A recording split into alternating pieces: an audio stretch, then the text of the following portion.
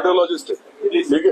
त्यांना आपण जरा 2 मिनिटं बोलण्याचा अवकाश देऊ. सर्वप्रथम ही मीटिंग बोलवली आणि आम्हा सर्वांना त्याच्यात पार्टिसिपेट करू दिलं, त्याच्याबद्दल आम्ही आभारी आहोत. ही सगळी गोष्ट मला वाटतं हे सगळं व्हायच्या आधीच व्हायला पाहिजे होती, जी अत्यंत मेट्रोवाल्यांनी चुकीची केलेली आहे. आता तुम्ही झाडे लावण्याची गोष्ट करताय, मी आमच्या एंडला काय चाललंय त्याची गोष्ट करतो. तर सगळ्यामध्ये पुण्यामध्ये हॉस्पिटलची संख्या किती आहे वाढते बघितलंय. आज सुद्धा तुम्हाला जर बेड पाहिजे असेल तर आता तुम्हाला आयसीयूचा बेड उपलब्ध नाही.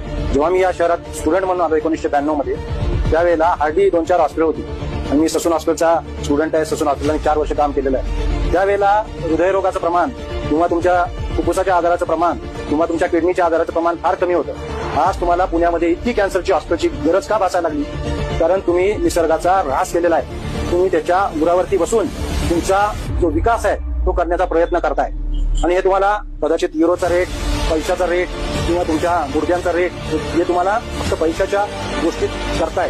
परंतु एखाद्याची आई मरते कॅन्सरने किंवा जेव्हा एखाद्याचा बाप मरतो कॅन्सरने, तेव्हा जी काही नुकसानी त्या फॅमिलीला होते त्याची तुम्ही तुमच्या रुपयात कल्पना करू शकत नाही. आणि या सर्वांना मगाशी साहेबांनी म्हटल्याप्रमाणे या सर्वांना तुम्ही सर्वजण जबाबदार आहात. आम्ही एक नागरिक म्हणून, डॉक्टर म्हणून इथं बोलतोय.